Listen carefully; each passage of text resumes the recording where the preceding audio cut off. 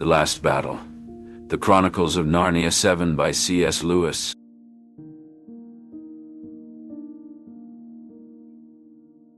The deception begins.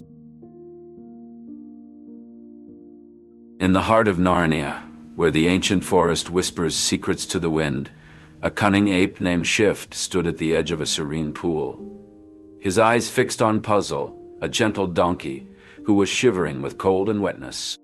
For weeks, Shift had been manipulating Puzzle, playing on his kind nature and making him feel guilty for not being clever like him. Puzzle, with his simple and trusting heart, had grown to rely on Shift's guidance, and Shift had cleverly used this to his advantage. As they stood by the pool, the surrounding forest seemed to hold its breath, the trees towering above them like sentinels. The air was crisp, carrying the scent of damp earth and decaying leaves. Puzzle's doubts had been growing, but Shift's words had a way of soothing his concerns, making him feel like he was the only one who could help Shift make things right in Narnia. "Puzzle, my dear friend," Shift said, his voice dripping with flattery. "I know you're smarter than me. You're the one who can help me make things right in Narnia." Puzzle looked up at Shift, his eyes filled with doubt. "I don't know, Shift. I'm not sure I'm the right one for the job." Shift's expression turned serious, and he placed a hand on Puzzle's shoulder. "Puzzle, I'm counting on you. If you don't help me, I'll have to go into the water myself. You know I can't swim. I'll probably die." Puzzle's face contorted in concern. He didn't want Shift to get hurt. He felt obligated to help his friend, even though a voice in his head whispered that something was not right. "Okay, Shift. I'll do it. But what do I have to do?" Shift's face lit up with a sly grin. "I've made a lion's skin for you to wear. You'll pretend to be Aslan, and the other animals will follow you." Puzzle's eyes widened in alarm. He knew that impersonating the Great Lion was wrong, but Shift's words had already taken root in his mind. He felt a pang of guilt for not being clever enough to help Shift in a more legitimate way. "But Shift, that's not right. Aslan is the Great Lion. I can't pretend to be him." Shift's voice turned persuasive.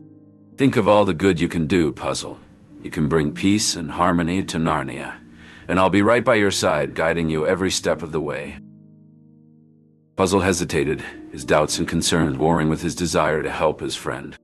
He looked around the forest, feeling the weight of his decision. The trees seemed to loom over him, their branches like skeletal fingers reaching out to snatch him. Finally, he nodded, and Shift handed him the lion's skin. As Puzzle put on the skin, Shift adjusted it, making sure it fit perfectly. "You look magnificent, Puzzle. You're the spitting image of Aslan." Puzzle looked at himself in the pool's reflection, and for a moment he felt a thrill of excitement. But then his doubts resurfaced. "Shift, what if the other animals find out? What if Aslan gets angry with us?" Shift's voice was reassuring. "Don't worry, Puzzle. I've taken care of everything. The other animals will believe you're Aslan, and Aslan will never know the difference." Puzzle's eyes clouded with uncertainty, but Shift's words had already taken root in his mind. He took a deep breath and let out a loud roar, trying to sound like Aslan. The sound echoed through the forest, and the animals of Narnia began to stir. They had been waiting for Aslan's return, and now it seemed their wait was over. But little did they know, the figure they were about to follow was not the real Aslan, but a mere impersonator, manipulated by the cunning Shift. As the animals drew closer, Puzzle's doubts seemed to fade away, replaced by a sense of trepidation. What would happen when they discovered the truth? A King's Defiance. King Tirian gazed at the stiff, silent figure draped in a lion's skin, his eyes widening in disbelief. The Aslan he had heard stories about was full of life and warmth, not this cold, motionless creature. Tirian's heart raced as he struggled to make sense of the situation. He had never seen the real Aslan before, so how could he be certain this was the genuine article? Memories of his great-grandfather's rescue and his father's victory with the help of children from another world flooded his mind. But those events happened long ago, and Tirian couldn't shake off the feeling that such miracles didn't occur anymore. What's going on here? Tyrion demanded, trying to keep his voice steady. This is not the Aslan I've heard of. You're just a puppet, a fake. The ape Shift sneered at Tyrion. You're just a foolish king, Tyrion. You don't know what's good for you. This Aslan will bring peace and prosperity to Narnia. Tyrion's anger flared.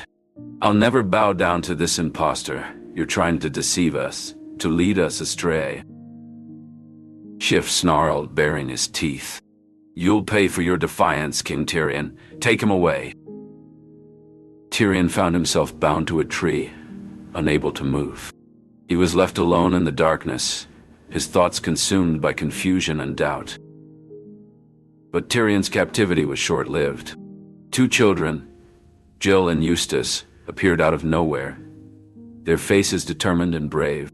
They quickly freed him from his bonds. Thank you, Tyrion said, his voice shaking with emotion. I owe you my life, but who are you, and how did you find me? Jill smiled. We're from another world, Your Majesty. We've been sent to help you. Eustace nodded in agreement. Yes, we're here to aid you in your fight against the enemies of Narnia. Tyrion's heart swelled with hope. Together they set off on a perilous journey, determined to defy the forces of darkness and bring truth to the land. Rescue and revelation. Eustace and Jill approached King Tyrion with caution, aware of the delicate situation. Sire, we're here to help you, they said, addressing him with respect. King Tyrion looked at them with a mix of surprise and relief. Who sent you? He asked. We've heard about the false Aslan, Jill said, and we're here to help you uncover the truth. King Tyrion's expression changed from skepticism to curiosity. You know about the false Aslan? He asked, his voice laced with hope. Eustace nodded. We do. And we're here to help you stop him. Just then, the ape Shift emerged from the shadows, a sly grin spreading across his face. Ah, King Tyrion, I see you found some new friends. How convenient. King Tyrion's eyes narrowed. What do you want, Shift? Eustace stepped forward, his voice firm. This is a lie, King Tyrion. We know the stories of Aslan's bravery and kindness. This is just a trick, a deception. Jill added, We've seen the real Aslan in action, sire. We know what he's capable of. King Tyrion's eyes locked onto Eustace and Jill, and he nodded slowly. I believe you. Let's uncover the truth behind this false Aslan. Together, the three of them set out to expose the deception, determined to uncover the truth. The battle at Stable Hill. The sun beat down on Stable Hill as Tyrion, Eustace, and Jill stood at the edge, gazing out at the gathering forces of the Calormenes. The air was heavy with tension as the Narnians prepared to defend their homeland against the deceitful ape and Raishta's treachery. We must be brave, my friends, Tyrion said, his voice steady and resolute. We cannot let the false Aslan deceive our people. We will fight for the truth, and for Narnia. Eustace and Jill nodded in agreement, their faces set with determination. Behind them, the talking dogs and Eagle and Jewel the unicorn waited, ready to charge into battle at a moment's notice.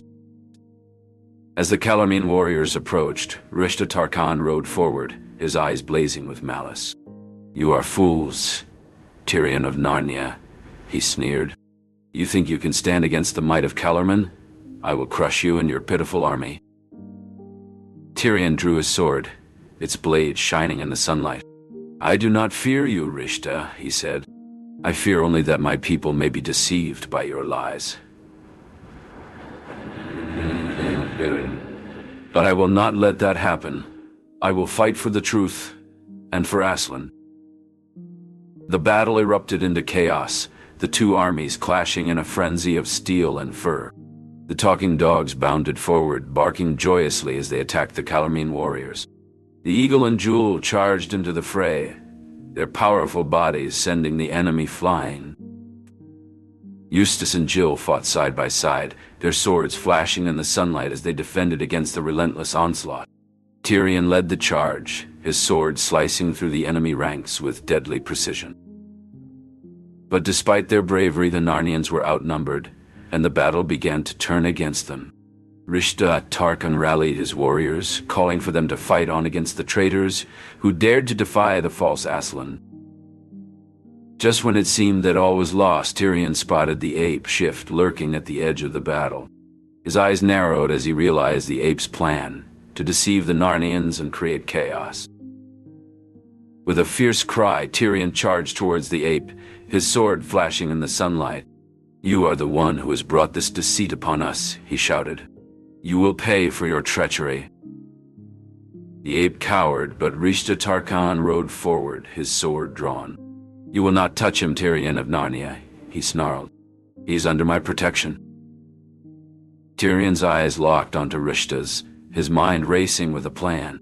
"Then come with me, Rishta," he said, his voice calm and steady. "Let us settle this once and for all. In the stable we will see who is telling the truth." Rishta hesitated, his eyes flicking towards the stable. For a moment, Tyrion thought he saw a glimmer of doubt in the Tarkan's eyes. Then, with a fierce cry, Rishta spurred his horse forward, charging towards the stable. Tyrion followed, his heart pounding in his chest. The fate of Narnia hung in the balance, and he knew that this was the moment of truth. The courage of Narnians. The sun was setting over Stable Hill, casting a golden glow over the gathering of Narnians. King Tyrion, his face set with determination, stood at the forefront of the assembly. Beside him, the unicorn, eagle, dwarf, and talking dog stood tall, their eyes shining with courage. "My dear friends," Tyrion began, his voice carrying across the hill, "we stand here today united against a common enemy. The ape and Rishta Tarkan seek to deceive and enslave us, to destroy all that we hold dear. But we will not be fooled. We will not be defeated." A murmur of assent rippled through the crowd, and the creatures of Narnia nodded their heads in agreement. They were scared, afraid of being enslaved and losing their homeland, but they were determined to fight for their freedom. "We have faced many battles before," Tyrion continued, "but this one is different. This one is for our very lives, our freedom, and our homeland. We must stand strong, we must stand together, and we must fight for what is rightfully ours." As Tyrion spoke, Eustace and Jill stood at the edge of the gathering, their eyes scanning the crowd. They had been brought to Narnia by Aslan, who had tasked them with helping King Tyrion in his time of need. They knew that the battle ahead would be fierce, but they were ready to stand with the Narnians and fight for their cause. "I'm scared," Jill whispered to Eustace, her voice trembling. "So am I," Eustace replied, his eyes locked on Tyrion. "But we can't show it. We have to be brave for their sake." Tyrion's voice rose, his words echoing across the hill. "We will not be intimidated by the Calormeni's spears or the ape's deceit. We will not be swayed by their lies or their treachery. We will stand firm.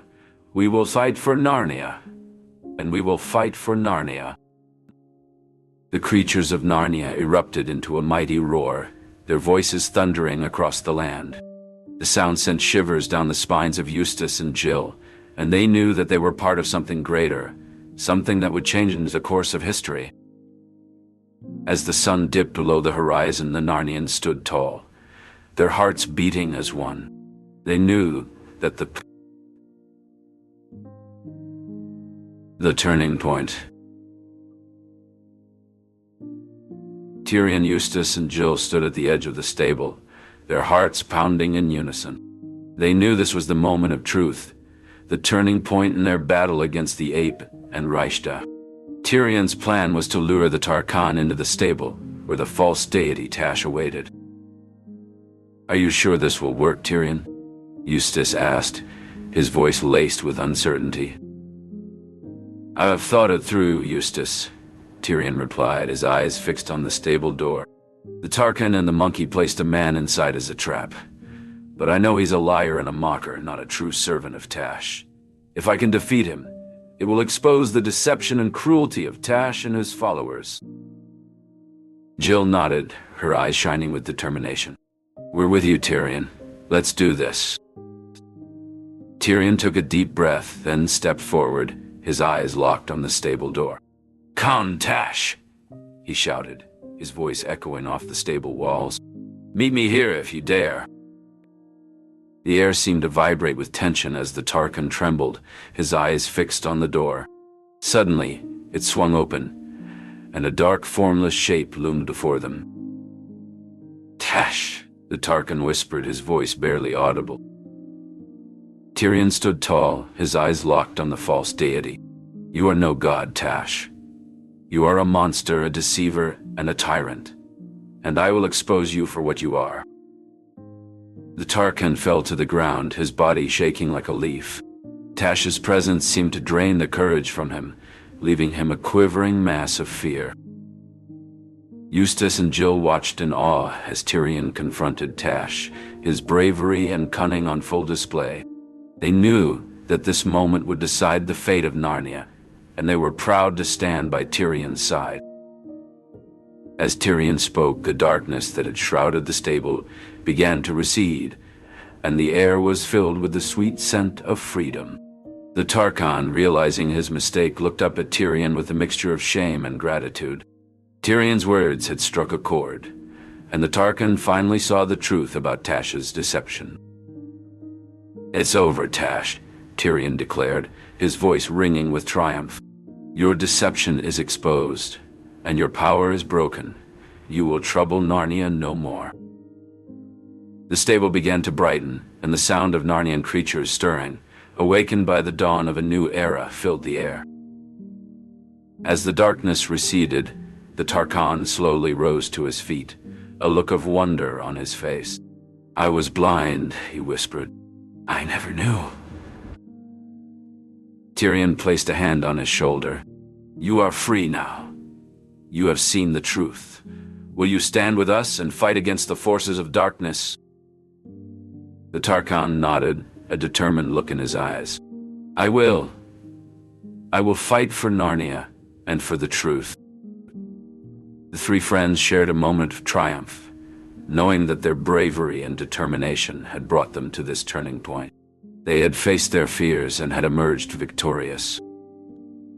"This is just the beginning," Tyrion said, his eyes shining with hope. "We have won a great battle, but there is still much work to be done. Let us go out into Narnia and bring the light of truth to all its creatures." Eustace and Jill nodded, their faces set with determination. Together they walked out of the stable, ready to face whatever challenges lay ahead, knowing that they had each other and the power of truth on their side. The defeat of deceit. As Tyrion, Eustace, and Jill fought bravely against the Calormenes at Stable Hill, they seemed to be gaining ground. But just as they thought they were winning, the enemy's numbers appeared to swell, and their situation grew desperate. Tyrion, surrounded by enemies, faced certain death. Just when all hope seemed lost, the 7 kings and queens of Narnia emerged from the trees, riding majestic steeds. They charged into the fray, their swords flashing in the sunlight, and fought with skill and valor. The Tarkan Rishta cowered before them, screaming, "Tash! Tash!" But it was too late. The false god had vanished, banished by the power of the kings and queens. The Calormenes, realizing they had been deceived, panicked and fled in disarray. Their cries of "Tash! Tash!" echoed through the forest as they banged on the door of the stable, desperate to escape the consequences of their actions. With their enemies defeated, the Narnians cheered as one, hailing the kings and queens as heroes. Tyrion approached the rulers of Narnia, his heart full of gratitude. "Thank you," he said. "You have saved us from destruction."